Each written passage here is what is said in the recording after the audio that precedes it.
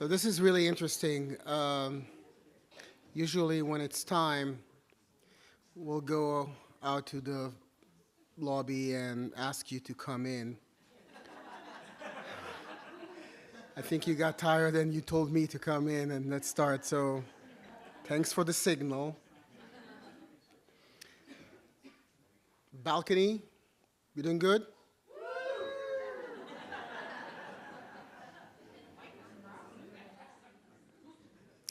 That's free drinks. This is what we'll do. You can order to the seats too after. I mean, so.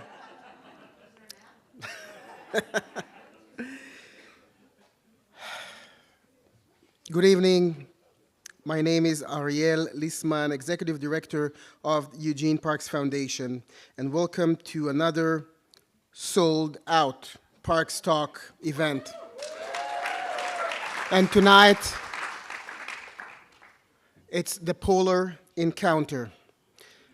First and foremost, I want to acknowledge two amazing ladies that are here tonight, and because of them, we have a great program. Photographer Susan Subert and Dr. M. Jackson. Thank you for coming tonight.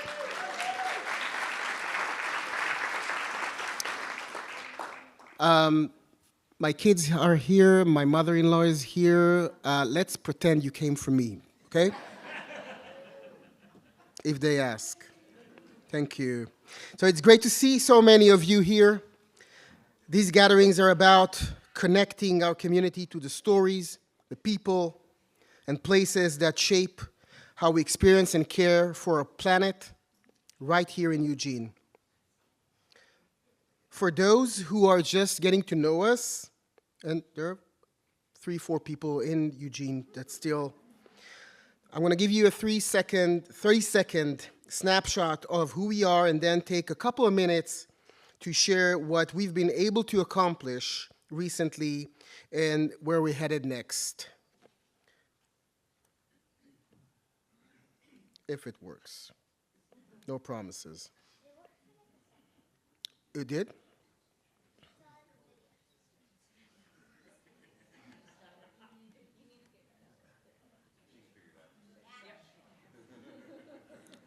Let's try it again. There you go. Come on. No.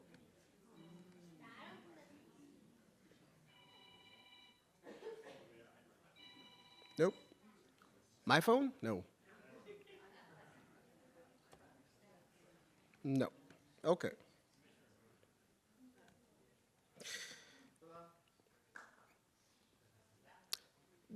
I'll show you the video later. For more than 2 decades, Eugene Parks Foundation and its donors have been a bold, independent force of our community's growth and well-being. We mobilize local support to fund and accelerate projects the city cannot do alone. A few months ago, we completed the purchase of the Forest Ranch property, 90 acres of beautiful land near Lorraine Highway. This space includes mature woodland, Spencer Creek, and a rare mix of Douglas fir, cedar, oak, and pine. It's a truly special place, and now it belongs to all of us to protect and to experience. First question will be, is it open? It's not open yet, so we'll let you know. Don't get us in trouble with the city. At the same time, work is nearing completion on the new 2.5-mile trail connecting Spencer Butte into South Eugene Meadows Park, along with 2 new parking areas on 52nd and South Willamette and Blanton Road. Anyone who's visited recently can tell you this trail completely transforms the South Eugene Meadow experience. Dusty, am I right? Where are you, Dusty? Yes. I'll show you later. And just 4 months ago, we launched a focused campaign to elevate the future mountain bike park at Suzanne Arley from a local trail system into a true destination. Because of the early support and the work of the EPF board, we received, construction is already moving forward, and 9 of the 11 mountain bike trails are expected to be completed before the end of this year.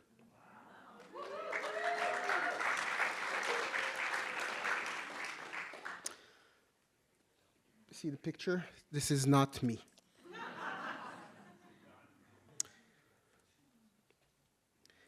In terms of park activation, a year ago we launched Agents of Discovery, an augmented reality app that gamified 3 parks around Eugene. More than 1,200 kids and families already interacted with our parks through this app. We are all for conservation, recreation, and activation of the parks.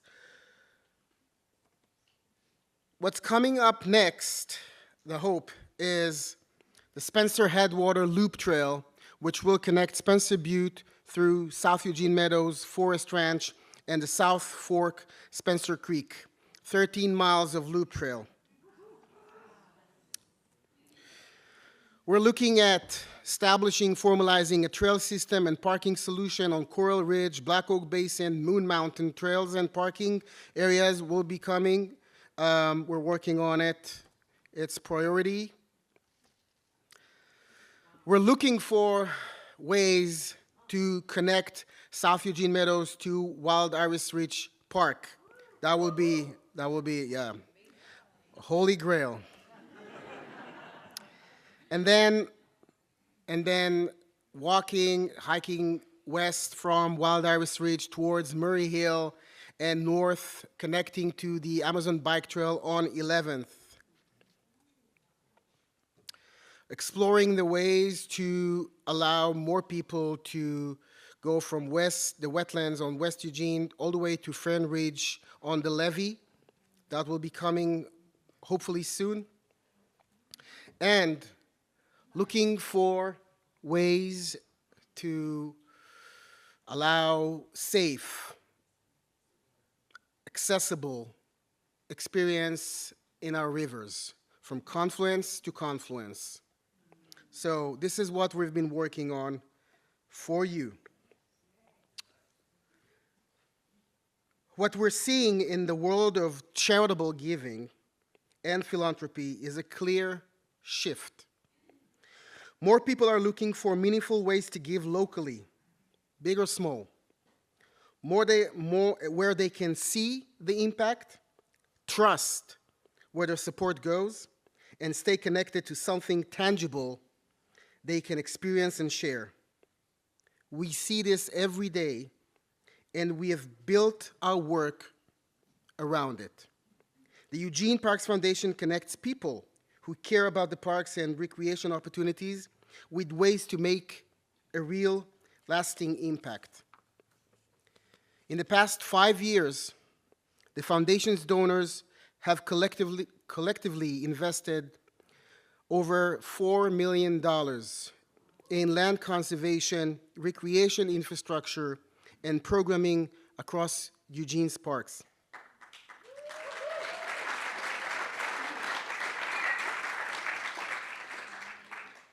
Behind that investment are hundreds of individuals, families, and local businesses who have chosen to shape the future of these spaces and enhance Eugene's quality of life, livability, and well-being.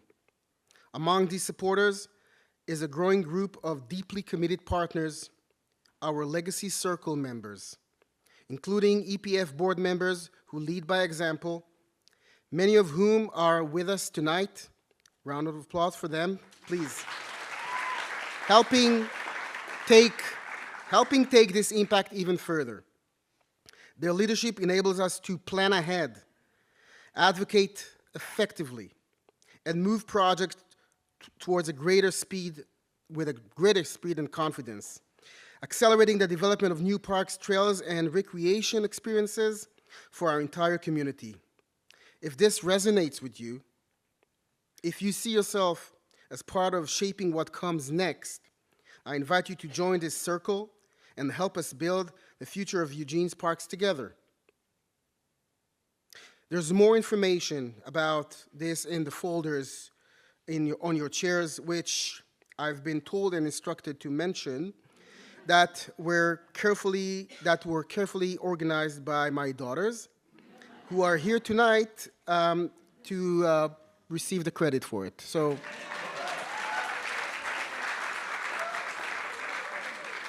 and now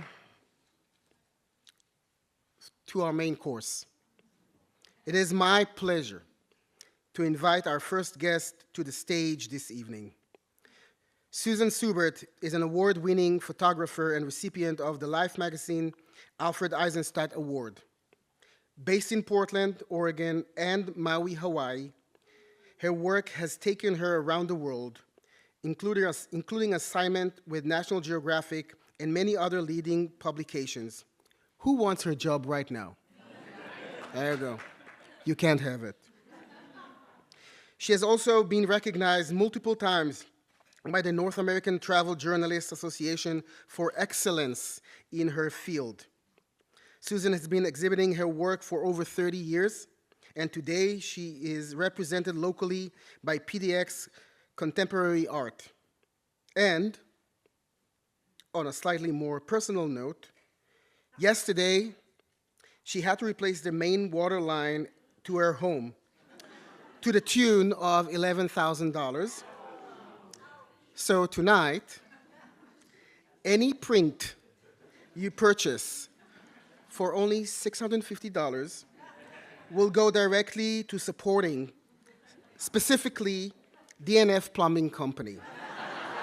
Please join me in welcoming Susan Subert.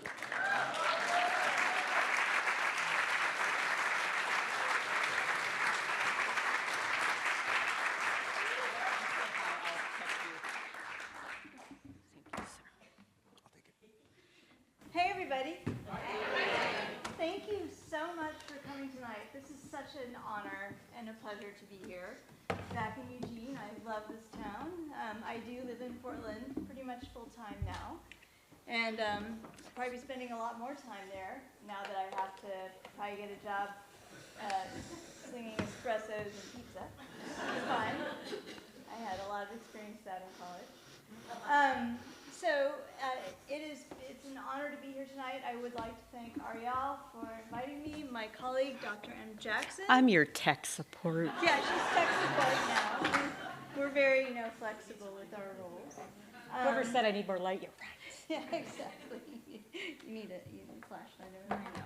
We can work together on this. We've managed other things.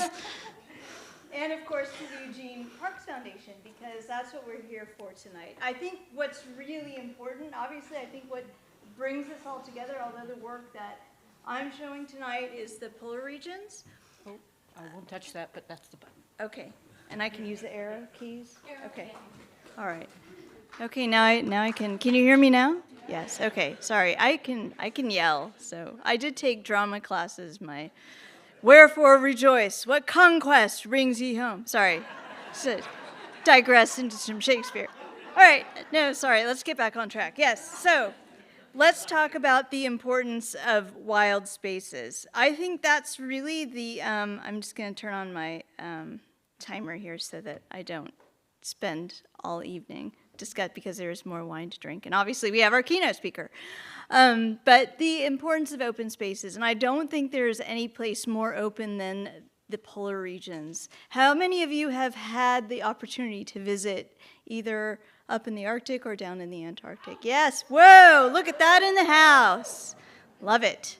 It has been an absolute honor for me to be part of the National Geographic Expeditions program for the last 15 years, 10 of which I spent a lot of time photographing in both places as the onboard photography expert, which was really a lot of fun and just amazing.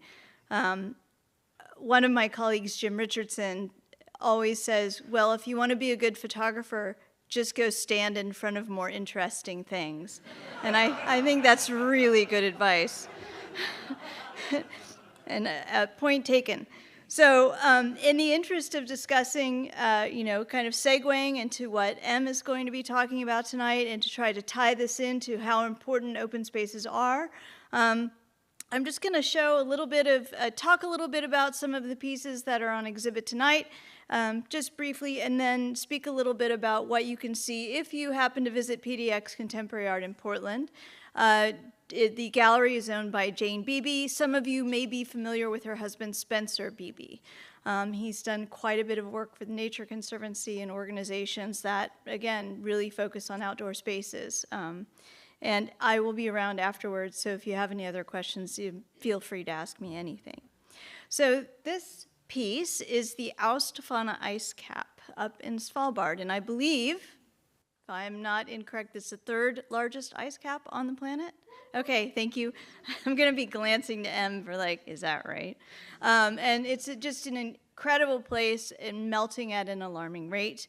But I think what's so amazing about this is the blues. I mean, if you just talk about it from a photography perspective, there's this piece is out in the atrium out here. You can see that. This was an incredible moment. So what we have here is a tidewater glacier that is receded back and is no longer a tidewater glacier, and this polar bear is now stranded. And unfortunately, I don't think it did well. But it was a beautiful moment and a teachable moment. And I think that's one of the things that's so important about photography. If you don't have the opportunity to go to a place, photography can really transport you there. And I think that's an important thing. And I also think that context is important. So you may not understand about tidewater glaciers and recession and all of that stuff, but if you look at a picture like this, we watched this polar bear for 7 or 8 hours swimming until it found an ice floe, and we started watching it about 4 o'clock in the morning. We watched it swimming and swimming and swimming, and finally it came across a pretty significant ice floe. This is up in Svalbard again, and it took a bearded seal. I've never seen a polar bear kill before or since. A 900-pound animal taking a 600-pound animal in less than 10 seconds. It was extraordinary to experience. But one of the things that polar bears do if they can't finish their meal is they bury it. This polar bear tried to bury it. As we were there, it was so warm, it was in the 80s when we were there. We watched the ice literally shrink in front of our eyes.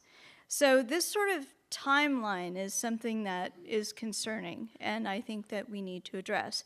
And this kind of picture is very beautiful and seductive, and you see the blood, which everybody likes.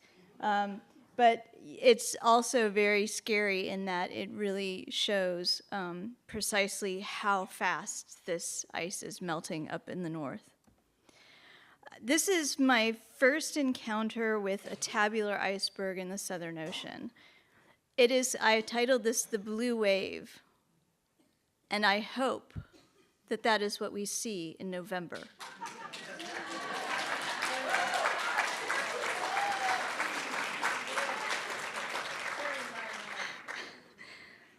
And unicorns do exist. This is, what did we coin it? It's a nardir. So the Svalbard reindeer are a really unique species of reindeer in that they're smaller because they've had to adapt to living in this really extreme climate. So they're smaller than reindeer you'll find on mainland Norway. And this was just a really special moment for me. And I know that when you show pictures of ice, for M, it might be very, but for a lot of other people, we tend to connect more with fuzzy things. So ice can be fuzzy.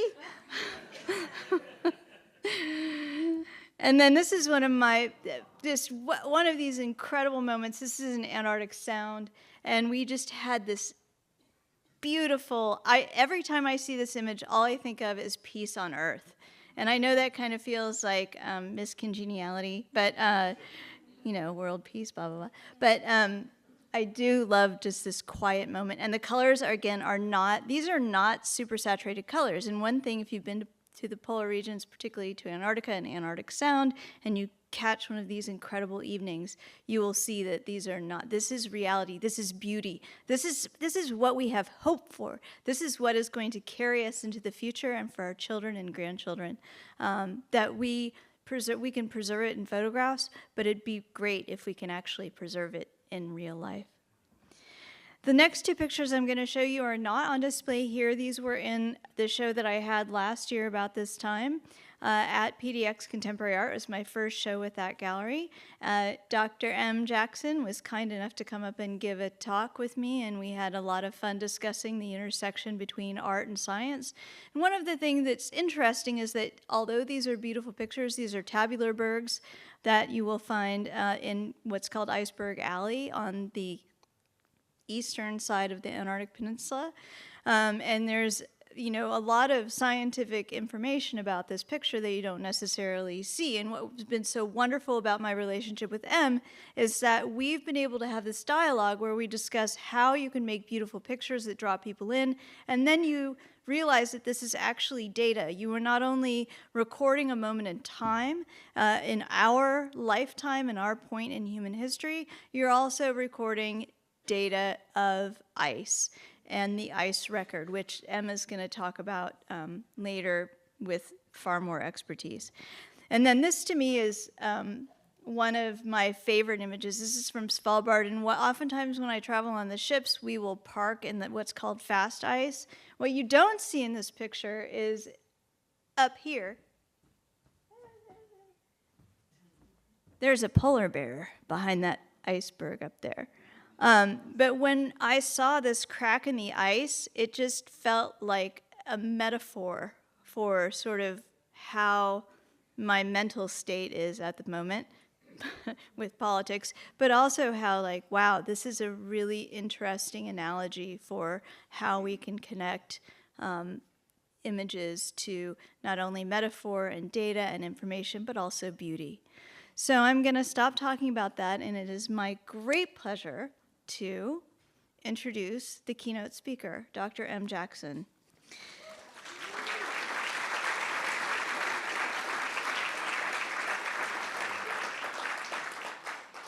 Dr. M. Jackson is a writer, glaciologist, geographer, science communicator, National Geographic Society Explorer, TED Fellow, 3-time U.S. Fulbright Scholar, and author of 4 award-winning general science books, including The Ice Sings Back and The Secret Lives of Glaciers. And I believe that some of those books are for sale this evening. Is that true? Yes. She's a resident of Eugene, and ever so obviously needs your funding so she can continue her science work. But I wanted to just say, personally, I met Em and her husband John on a flight to Nome, and we were put on an assignment together for the expeditions program, and we were being put on a French yacht, and it was so weird, and I'm just going to leave it at that. Everybody, please welcome Dr. M. Jackson.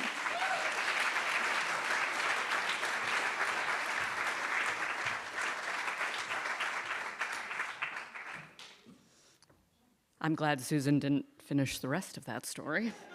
We'll leave that for another point in time. Thank you. Yeah, there you go, more wine. Thank you, Susan, for your kind introduction. I really love the opportunity to work with people like you. And I just thank you so much.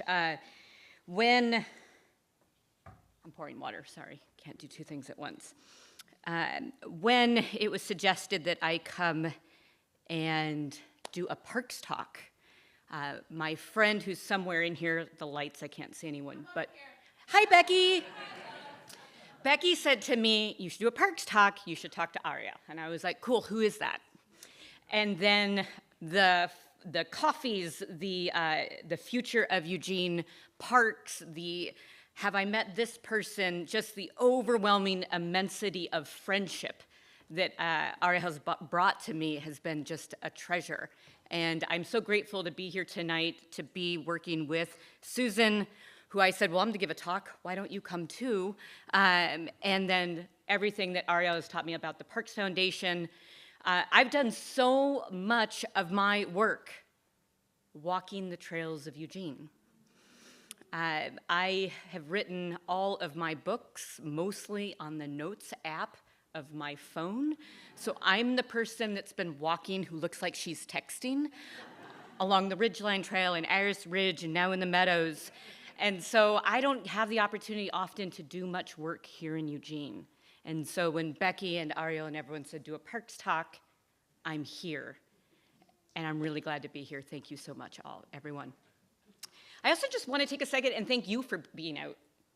I mean, right now, our world feels very, very uncertain. It feels very, very hard.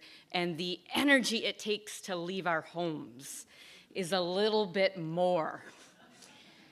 And yet, we're all showing up. We are here. We're learning from each other, from me, from Susan. And I think that that helps sometimes. It inspires sometimes. And so I think there should be some acknowledgement that you are all choosing to show up, learn, and be inspired. Thank you for that.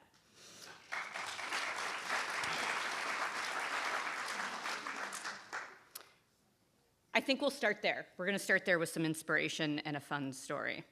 So a couple years back, I was doing about 10 months of field research on the south coast of Iceland. And one day, someone knocked on the door of the house I was living in. I opened it, and it's a complete stranger, and he looks at me and he says, "You're the glacier lady." I said, "Yes." He said, "I want to show you something." Full stop. I considered. It was winter, it was dark, it was night. This person's a complete stranger, but then again, it's Iceland, one of the safest places on the planet. So I said, sure. And I grabbed my gear and we went outside and I hopped up into his Jeep. That one we've probably all been in where you have to take a little ladder to get up into the cab of the Jeep. And then we left the village and we drove for about an hour in complete silence. Then we got to a moss-covered pullout where we hopped out, grabbed more gear, and we hiked towards the local glacier in complete silence. And then we hiked up onto the glacier. The glacier's name is Breðamerjajökull. And I realized we got to our destination when we got to an area of the ice that was flat, and it had a bowl in it. And we hiked down to the bottom of the bowl, and I remember looking up and seeing that the bowl was edged with what looked like seracs. So I want you to think about big chunks of ice that stick up like shark's fins off the surface of the glacier. And my host, he hands me a foam mat, a thermos of coffee, and he says, "We're gonna wait." So that's what we do. We wait for 20 minutes, and then we wait for another 20 minutes, and just about when I got to my point, the point all of us in this room have been at, when you are sitting with a stranger in the winter, at night, with a stranger in Iceland, it happened. 1 minute it was dark, and then the next minute it wasn't. The aurora borealis, the northern lights, they started to blaze above us in these yellows and these greens and these purples, and this bowl that I was sitting in, it lit up like a chandelier. Those seracs, they took that light. I could fall up and I could fall down. I have worked with glaciers for decades, and I never knew something like this was possible. To see a glacier turn into a chandelier. It is experiences like this that I carry with me as I work with glaciers worldwide. I have found over and over again that glaciers, they help me see our world in entirely new ways. Ugh, I just love them. When I first started studying ice, I actually had no idea what science held for me in my future. Broadly today, I'm labeled a geographer and a glaciologist, and the work I do centers on understanding and protecting glaciers worldwide. But within that scope, my work takes on all these different areas. It's continually growing and evolving.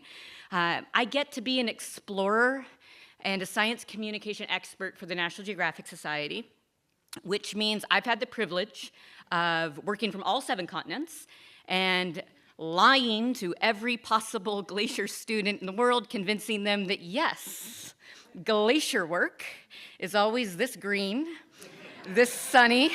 It's never wet. It just always looks like this, right? Okay. Another huge part of my work is I get to be a public scientist and a public speaker. So I spend a lot of time translating science to different audiences in different spaces. The last couple years, pointedly, I'm working in spaces and geographies that have historically been under-scienced. So as opposed to expecting everyone to come to me and ask me glacier questions, which would be great, instead we're bringing all that science to places that might not have meta-science, been exposed to science in the past. I also do a lot of work in film and television, science consulting, science hosting. We're always seeking to make science just a little bit more accessible, transferable. I used to have the metric if we could represent the science in digital spaces as accurate, we counted that as a win. Today, I'm like, if it can be accurate adjacent, we're well on the way. No, really the metric that we use a great deal is, can an audience take in what is being taught? Can they go back to their communities, and can they repeat some of it? Can we make that knowledge equitable and share it out? That's what I'm always hoping for. I also get to write books. Again, one of the most lovely and unexpected parts of my career is being able to write books, and if you consider the amount of time I'm on airplanes flying around, or the amount of times I'm walking on Eugene's trails, I do get to write books on my phone and then get to release them. Part of writing books also is that I am a mother to a small child who is not that supportive. Even though he periodically gets to come to work with me, and I have found that he can put a glacier in his mouth, I absolutely love sharing science with him and trying to get him to come out to work, represent who can do science and how potentially we can do science with our kids. I have to also, just because I'm a proud mom, the other day he explained to me in detail that the Willamette River is part of a larger water system. 4 years old. Don't hold back on the word genius at all, right? Yeah.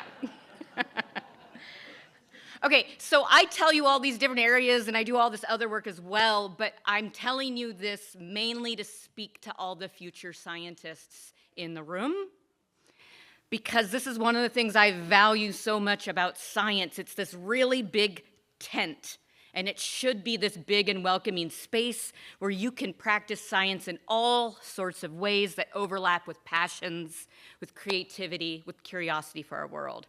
I actually just had this most beautiful moment. Again, I don't know where you are in the audience, but a student of mine who came out to one of my field sites in 2019 in Iceland just popped up and said, "Hi, I'm studying science because of you."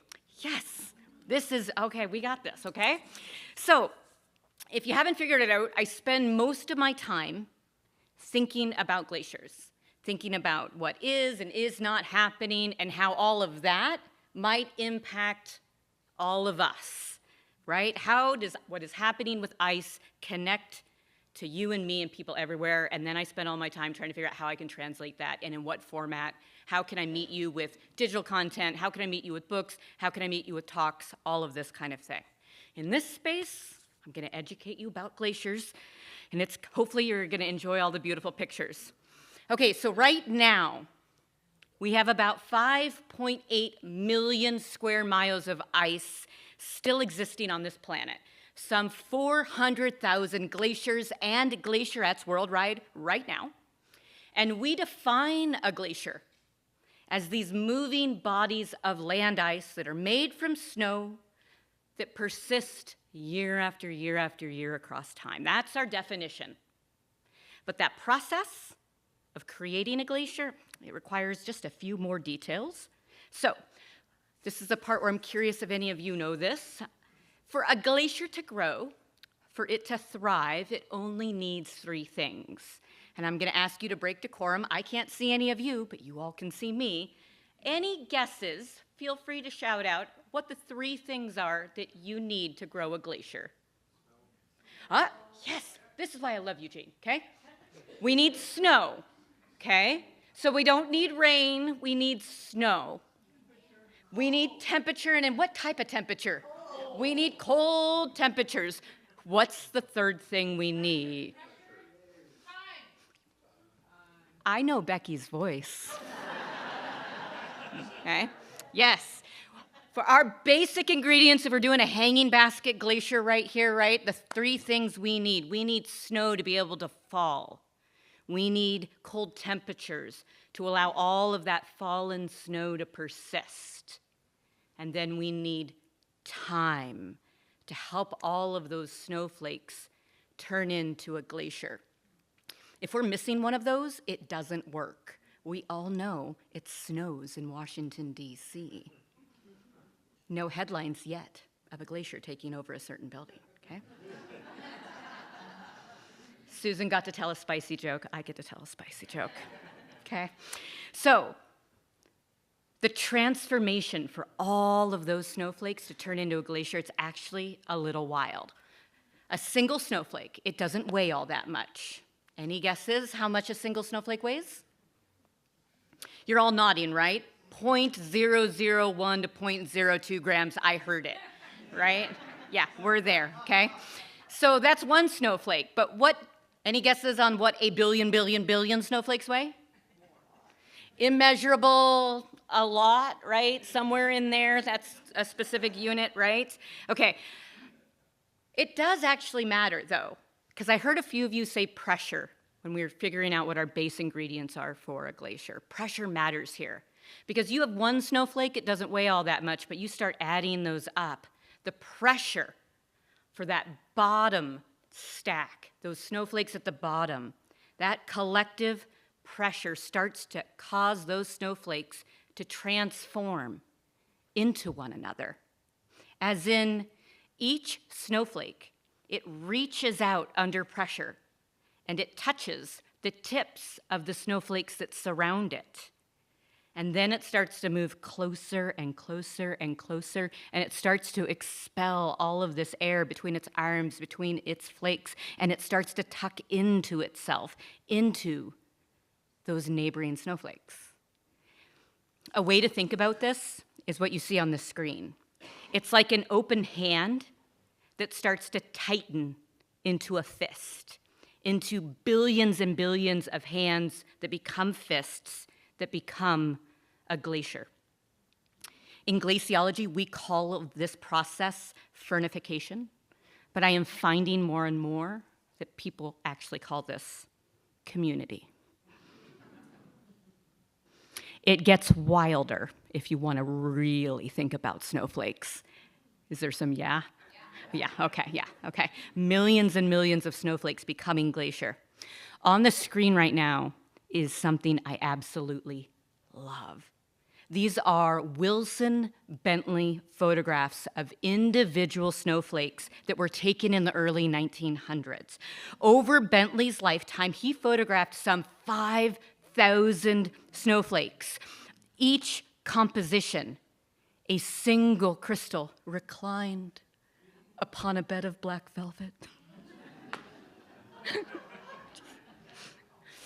I love these things, right? Okay.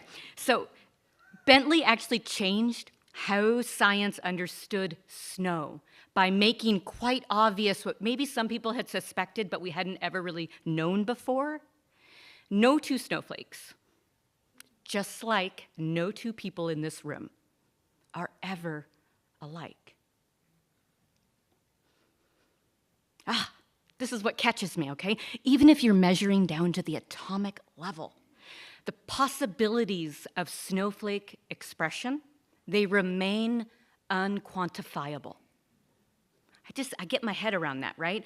They all are so different, but yet if you look at them, they have some similarities. Each snowflake crystal, it begins in almost the very same way. We have water vapor that gathers around some kind of microscopic nucleus, be it some particle in our atmosphere, a dust, a pollen, something. And then because those water molecules, they lock into this hexagonal form, the ice molecules, they follow that precise structural rule of replicating geometry. That's a really fancy way of saying almost every snowflake follows the same pattern.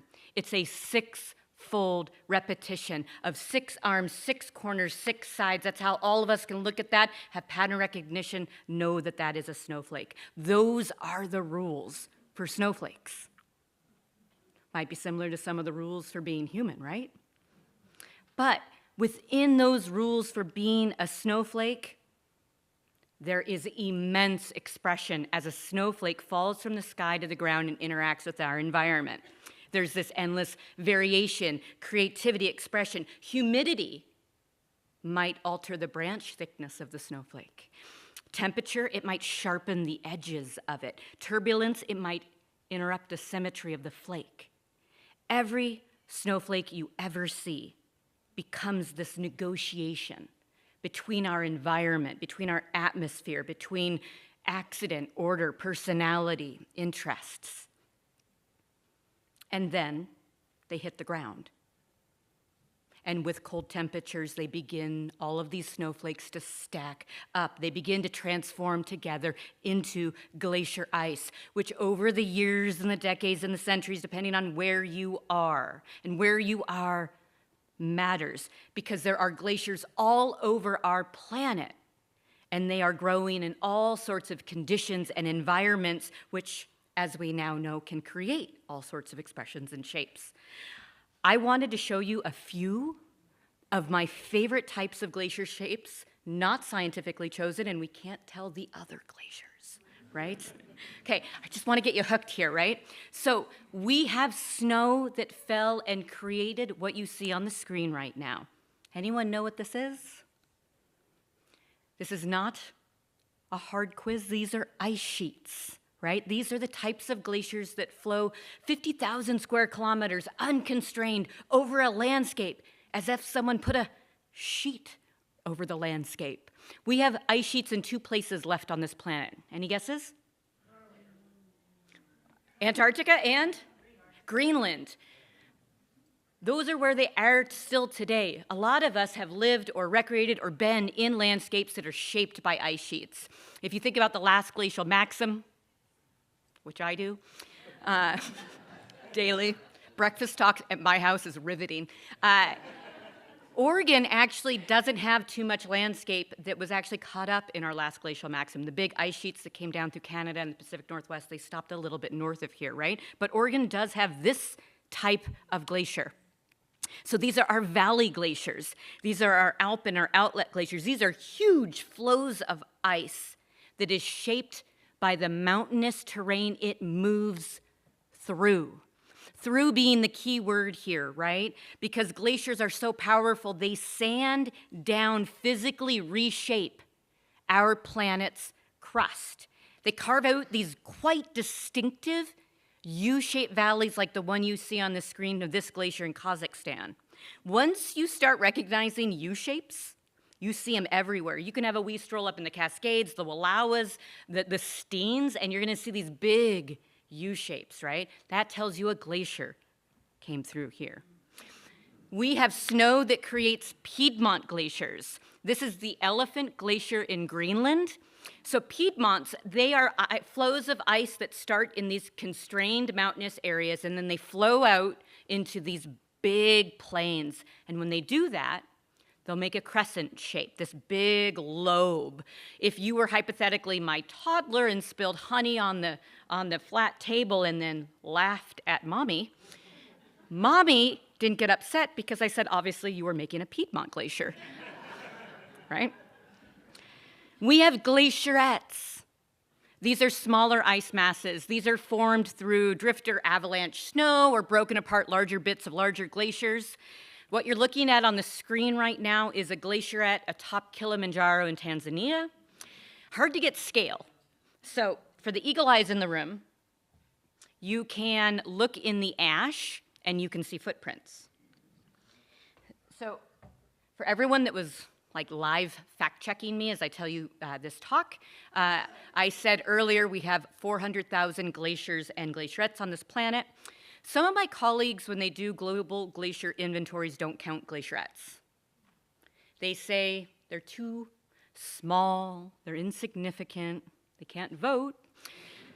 So they don't belong in global counts. I, however, think all voices matter, so I will always count these. So we have about 200,000 glaciers.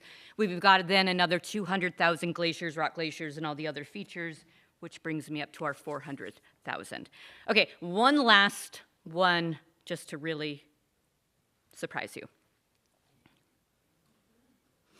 Does everybody see the rock glacier? And if I give it away, there's actually 3 in the image. We have, because our planet is so cool, we have rock glaciers. Here's the rock glacier outlined. So rock glaciers, they can be this rock debris that's frozen together with glacier ice. It can be glacier ice that maybe is covered or embedded with rocks, all showing some form of past or present flow. Here's what else a rock glacier can look like. This is the Sourdough Rock Glacier in Alaska. I have a friend who just pointed out to me, sure looks like the mountain vomited. Easy one right there. Okay, so I want you to think about this. This is what always surprises me. We actually don't know how many rock glaciers we have on our planet. Some estimates say maybe we have as few as 73,000, but likely we have a lot more, right? Because current inventories do not count places that are tiny, like the Canadian Arctic, the Russian Arctic, the Hindu Kush, or the Himalaya range. We simply haven't trained our satellites how to recognize this stuff, and then we simply don't have enough future glaciologists with enough funding to go put boots on the ground and start poking around. We do have rock glaciers here in Oregon, but the numbers remain equally fuzzy. Some counts say we have 20, others 35. A lot of other counts suggest, well, once we discover them, we probably have more. I mean, factual, right? I want you to hold on to that. All that we don't know about glaciers, okay? So I've shown you that we have these different types of glaciers. We have this immense diversity in the types of glaciers we have on this planet. I've just shown you a few, but there's actually tons. That diversity is paralleled only by the immense diversity of where glaciers are located on this planet. I'm an explorer for the National Geographic Society. There was literally no way any of you were going to get out of this room without doing a world tour of ice, okay? Are you ready? You can hopefully learn a little bit, be surprised. Okay, so we're going to try this. Who's surprised we have glaciers in Oregon? Yeah, does anyone know what glacier this is? Absolutely correct. This is Oregon's Collier Glacier. So Oregon has about 35 remaining named glaciers, and I took this image from the edge of what's called the Collier Cone, which is this super rude cinder cone, some 1,500 years old, that popped up right in the face of the glacier. Fire met ice. I can only imagine what that explosion was like. But today the Collier has recessed up and around North Sister, so all we get really is this just gorgeous U-shaped trough, telling us how big this ice once was. Okay, so we have glaciers in Oregon. We have glaciers across the continental United States. We have glaciers in Alaska. We have glaciers in Canada. We have one and all in crowd, yep. We have glaciers in Greenland. We have glaciers in Iceland.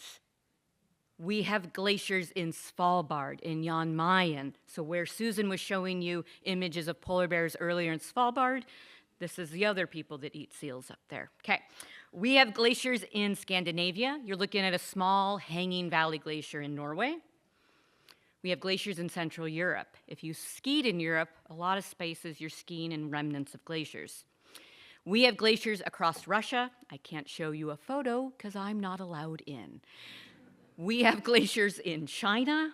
We have glaciers in Nepal. On the screen right now, you're looking at a gathering of Sherpas at the Everest Base Camp. So you're looking at a gathering of people whose everyday professional lives are tied to what's happening to our ice. We have glaciers on the Indian subcontinent. So this is the Gangotri Glacier. This is the glacier at the headwaters of the Holy Ganges River. If you're having a hard time following where the glacier is, follow the water into the center of the image.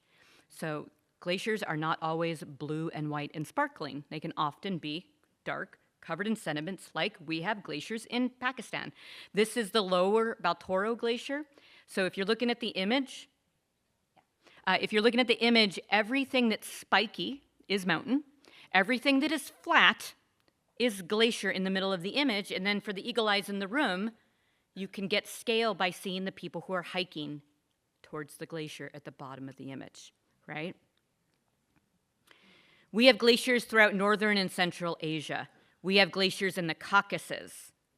We have glaciers in the Middle East. This is a glacier image that I absolutely love from Iran. This is my friend Klaus Simon. He took this picture of Mount Damavand, and I love it because the billboard shows way more snow and ice than actually is on this mountain today.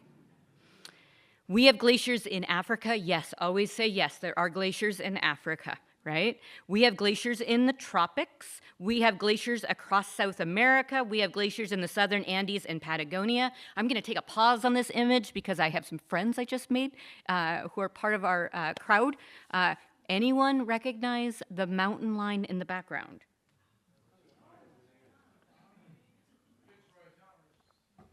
Nailed it. You are looking at Fitzroy in the background. Why I'm empowering all of you with this information? Does anyone recognize those lines going up and down? While I am not yet sponsored by Patagonia, if you look at their logo on most of their shirts, what little line do you say? Pardon, do you see right there, right? That's the Fitzroy line on Patagonia branding, which means you are now all empowered. Next time you see someone wearing Patagonia, walk right on up to them and say, I have 12 facts about a glacier. Let's do it. Yeah? Okay, we can do this. I got this. Okay. We have glaciers in New Zealand. We have glaciers in Antarctica. We have glaciers on all of the sub-Antarctic islands, including this entirely gratuitous picture that I wanted to throw in here, because sometimes if you're going to do some work on the glacier that's blurry in the background, that's the Haney, first you have to walk through 100,000 breeding pairs of king penguins. Susan, how's the smell? That doesn't wash out, just so you know, it doesn't. Oh my. Okay, so here's the recap, right? We have glaciers in the poles, America, Europe, Asia, Africa. We have glaciers pretty much worldwide with the exception of continental Australia. And think about this. Everywhere these diverse glaciers are located, they are located within inhabited and historic environments. Where there are glaciers, there are people, and the two have been shaping each other for the entirety of human history. Even, as in the background, snow has continued to fall across this planet. Year after year, after century, generations of snowflakes have been falling and becoming glacier as the ordinary dramas of humanity have just played out across time. This is what, for me, I tend to get stuck on, what astonishes me. As each one of those incredibly unique, incredibly individual snowflakes fell, between its delicate, its individual branches, think about those hands and those arms, between them, that snowflake, it caught, it recorded the world as it was in that very moment as that single snowflake fell from the sky to the ground. I'm back to the Wilson Bentley photographs. They're like dancing jellyfish to me. I can just stare at them for hours, right? But I want you to look at them again. I want you to look at the spaces between their branches, between their fingers, their flakes. As each snowflake, each one of billions of snowflakes fell over time, they caught in their 6 sides records of all the air ever breathed by every generation of humanity. They caught the dust and ash from every wildfire and every volcano and every bit of collapsing of continents. They caught salts that were thrown up from the seas by centuries of storms. They caught pollen, they caught insects, they caught microbes, they caught traces of life. If we fast forward, every one of these snowflakes, they caught pollution from coal, from leaded gasoline, from nuclear tests, from plastics, from us. I think about all that data, all of that knowledge, it collected in the atmosphere, and then a single snowflake, that path of that single snowflake falling from the sky, it picked it up. Whether that snowflake was falling in North America, in the Middle East, in Asia, in South America, in all the places that we know there are glaciers. And I think about all that snow stacking up in the billions to turn into these shapes we know, these ice sheets, these piedmonts, these valley glaciers, these rock glaciers. I think about all of these snowflakes transforming from an open hand into a tight fist that is clutching all of this knowledge, all of this data, squeezing and holding it safe. What you're looking at on the screen right now, this is a library. This is a library of snowflakes, of ice. Glaciers, these are our libraries. They hold the data for humanity, for our planet, and they remember absolutely everything.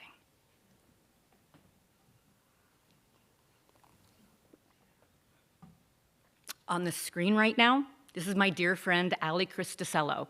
She's the director of Canada's National Ice Core Lab.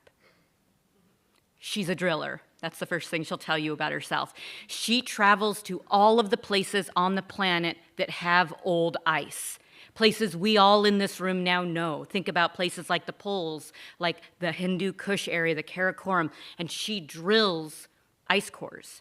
And she does this so that we can have access to this library, so that we can pull the record, so that we can find those old snowflakes, so that we can open the fists back up into hands, so that we can read what they tell us between their branches.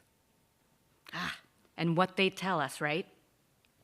We can read about how it was snowing on this planet somewhere when modern Homo sapiens emerged from all these diverse populations in Africa. Snowflakes, they hold that memory and they tell us about it. We can read how it was snowing when humanity first changed the atmosphere itself by cultivating rice, by clearing land, by raising animals, by releasing a methane signal that is unmistakable today. We can read how it was snowing when my ancestors sailed from Scandinavia towards new lands and futures in Iceland, or fast forward in 1948 when my father was born, and then exactly 2 years later on that same day when my mother was born. Snowflakes, they hold the record of those years. Or they hold the record of when scientists split the atom and sent radioactive fallout into our skies. It was snowing and snowflakes caught it and held it. Just as it was snowing when I was born, or when the world started to get faster and faster and walls started to fall and borders started to shift. We created vaccines and the internet and social media, and it has always been snowing somewhere on this planet. These glaciers, these are our libraries. They hold our records, our memories of everything that has happened. They don't do this selectively. They remember continuously. Moment after moment after moment on this planet is recorded somewhere in ice. Except now.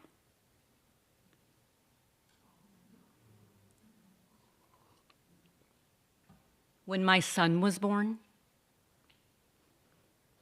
my husband, he took him outside to see the world for the very, very first time. It was raining. I will tell you, there are days when being a human being on this planet is just quietly devastating, when the idea of getting out of bed, doing glacier work, writing books, writing funding proposals, advocating that our world, that all of us need our glaciers, need our libraries. This is hard. I have this fear in me at times that change is not going to happen. But I told you at the beginning of the talk, and I find it to be very true, they help me see glacier time, how glacier time is not instantaneous. Even if I could wave a magic wand and bring global temperatures and CO2 levels down, our glaciers would not respond instantly. Humanity would not respond instantly, right? Glaciers, they're not going to grow back in my lifetime. They are likely not going to grow back in my son's lifetime. But just because I am never going to see the results of the work I do to help our planet have healthy ice systems, that doesn't mean that this change is any less likely to happen. Because here's what I keep thinking about every day. I am looking at a glacier, and they are reminding me that one single snowflake, it is unbelievably fragile. But give that snowflake enough time, enough cold, and other snowflakes that are willing to reach out, grab on, and hold on. One snowflake becomes a glacier, which becomes a community, which becomes a thing so powerful. It can reshape an entire planet. Thank you.